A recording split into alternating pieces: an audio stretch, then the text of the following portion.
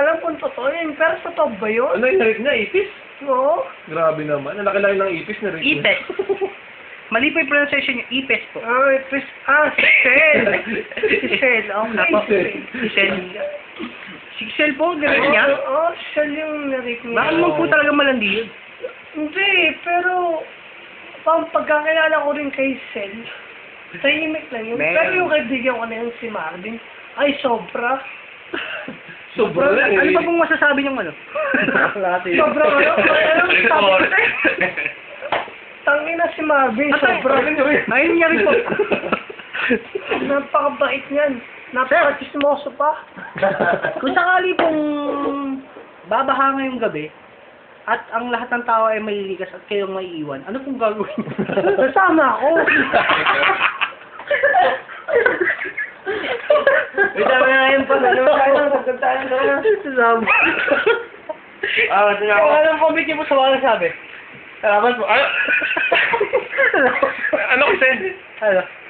Ano po? First time kong nakaranas ng ganong pangyayari na si Marvin pala Na-hurt ng ipis? Oo, laki ng ipis eh. Paano yung na-rape yun? Kaya ikaw dyan. Sir! Hindi, sige na. Ako ma-interview. Isa lang masasabi ko. Bali na po, ang dami niyo na Vin, masabi. sige lang. Kung narinig mo man kung nasaan ka man, Ayun na. diyan ka lang, stable ka lang dyan, magbagong buhay ka na. Huwag mo nang tirahan yung ipis, usa na lang, please. Kung hindi mo, pwede naman sa pusa. Sir, kung kayo po yung nasa kalagayan po ni Marvin, ano pong gagawin niyo? Ayaw ko ilagay yung kalagayan ko sa kanya. Mas gusto ko sa tao. Okay lang ba? Pero sakali po siya na halimbawa magkabagyo at bumaha. Ano pong mangyayari? Lahat po ng tao ay ililikas at kayong matitira. Ano pong mangyayari? Ayaw ko paiwan dito. Hindi po kasi, hindi niyo po alam na po eh. Hindi niyo po alam yung mangyayari na iiwan kayo. Hindi niyo po alam na mangyayari na iiwan kayo. Natutulog ako. Opo, Pakigising lang ako. Parang makakama Hindi nga po ako siya sa'yo. talagang ano eh, pinagtulungan po kayo ng mga kapitbahay. Kulang na po yung Pati mga ano yung magulang niyo tsaka. Sobrang taksel naman sa akin ng mga kapitbahay ko sa akin. Ganun na ba sila katigas sa akin ngayon? Opo sir, kasi medyo ano eh. Hindi po nila nagugustuhan ng inyong pagbumuka. Ano po yung masasabi niyo sa Alam bagay ko niyo? naman na this time tayo pamilya. Pero, ilagay naman nila sa lugar yung pagka ganun. Pagkapit-bahay, kaibigan. Ay, mga kaibigan ko nga, di ba? Ano po masasabi niyo na ilagay po kayo sa lugar na dapat? Sa south po o sa north? Hindi, sa may Saan po niyo pipiliin? Central. Station na yun. Nga po niya, no? Yung galing ah. Pero, May hindi ka natin oras, sobra. Wala no. Wala naman. pero masasabi ko lang sa araw na to, napakasaya. Gabi na po. Wala na pong araw. Gabi na po. Masasabi ko sa gabi na ito, maliwalas, walang bituin, walang buwan, maulap, makidlat, paminsan-minsan, pero napakaliwanag ng bahay na kasi may ilaw. Opo. GE. Masaya Ay, yung po kayo. ba walang ilaw? Wala kasi tutulog na sa bahay, pinapatay yung ilaw sa amin. Pinapatay po. Oo. Bakit po? Para ano po? Para Para hindi kayo makita. Hindi, tawag ito. Ano ba masasabi niyo may humihirit po doon na kaibigan niyo na may akusado na ng rape ng ipis?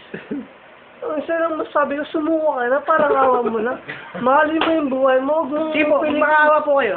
Huwag mo piliting ako pang pumatay Sige po. sa'yo. Kunwari po si Marvin nasa harapan niyo, ano po sabihin niyo sa kanya? Bin, pulis ako, sumuko ka na, please! Ha? And kung hindi po siya maawa, pwede po ba kayo umiyak sa harap niya? Hindi lang nga sa ganun, bilang mamaya ng Tumawa pa, Pilipinas. Bilang mamaya ng Pilipinas, papakiusapan ko siya, Bin, sige na, buhay mo na kasalalay, pulis ako. May pabatukan ba kita? Ano? Ano po masasabi niyo na marami hindi naniniwala ng pulis yun? Ito lang masabi ko, maniwala kayo. Please. Please. Please.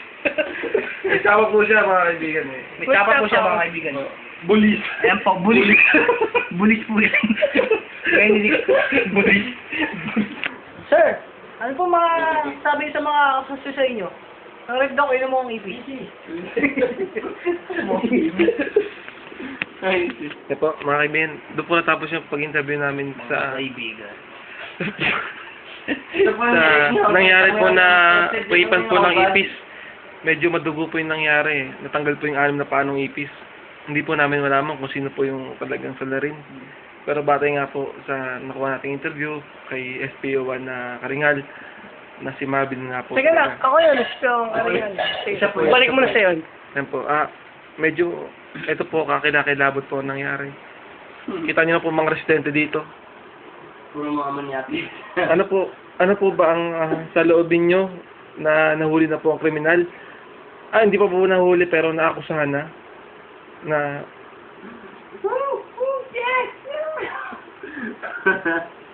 Taga sa po kayo. Medyo po, malungkot po talaga dito. Talagang, Sobrang lungkot. ayun po, kitang-kita nyo naman sa mukha. Tay, tay! Malulungkot po talaga. This time! Ayun po. Pwedeng big time to eh. Tama ko po si Joey ngayon. Salamat po, Major Karingal, sa informasyon. Hindi, wala na. Isa po kayong bulis. Pero isa lang nasabi sa kaibigan. Dami niya na po sinabi. Bin, pulis ako. Please, sumuko na. Wala po ba kayong partisipasyon sa nangyaring krimen? Wala. Mukhang Malinis meron. ako, malinis. Ang dumi niyo po. Malinis ako. Kung may mga madungis po Nakupad kayo. ako na nangyari yun. Kaya, hindi niyo ako masisisi. Walang bahid. Walang Walang bahid. May bahid. nalalaman po ako sa nangyari. Ay, ito po, isa pong residensya ng residente po ng Topacio na isa pong saksi sa mga nangyaring krimen. Interviewin po natin. Ano po ang masasabi po ninyo? Bukod sa pagkaway.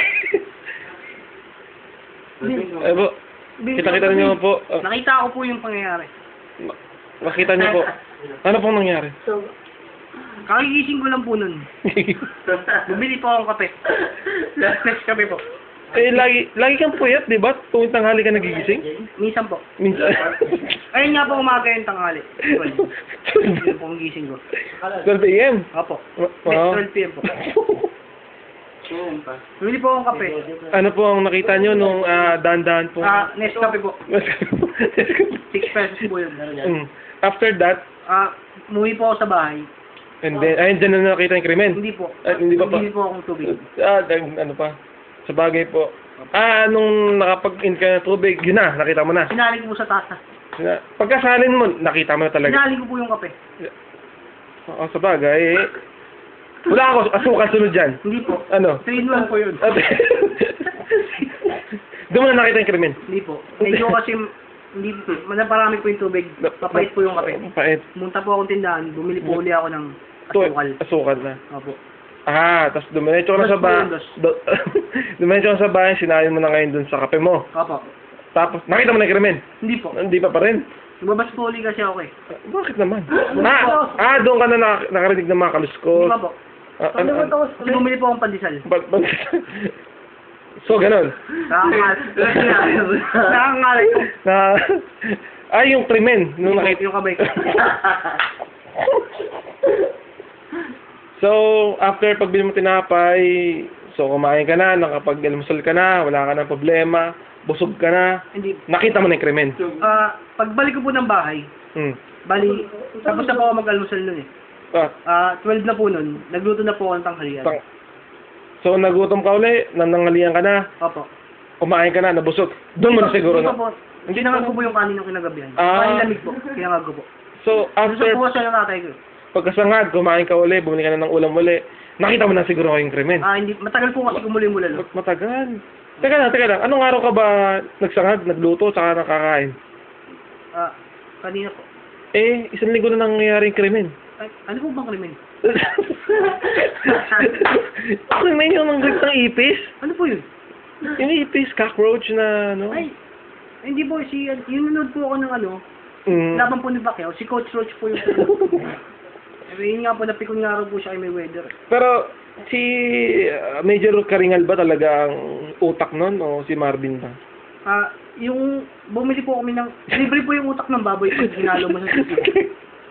Pag bumili po, hinalo po talaga, masarap po yun. Kaso kasi sabi mo, buti pa ang sisig. May utak. Yung sila Karinga sa si Santos. Wala po utak. Ano po masasabi nyo? Sino ba sabi niya?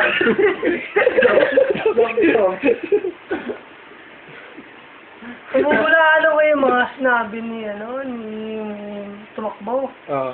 Malakad lang. Malakad lang. Walker. Johnny Walker. Sorry naman.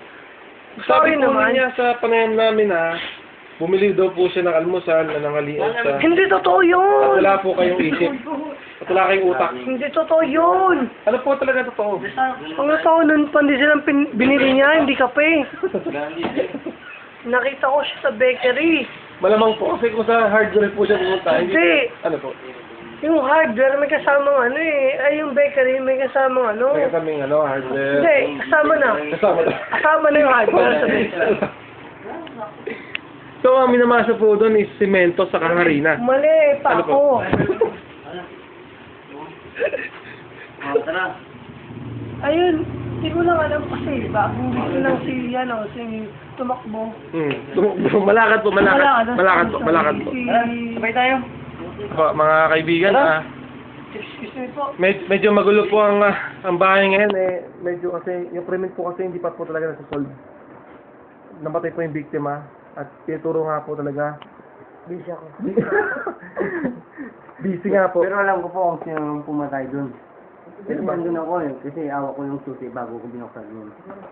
Ito po, isa pong patunay na ang justisya po sa Pilipinas ay medyo magulo. At ang mga tao po ay talagang Medyo magulo. magulo po at takot po sa mga mangyayari kung saan balikan po sila ng kriminal. At salamat po.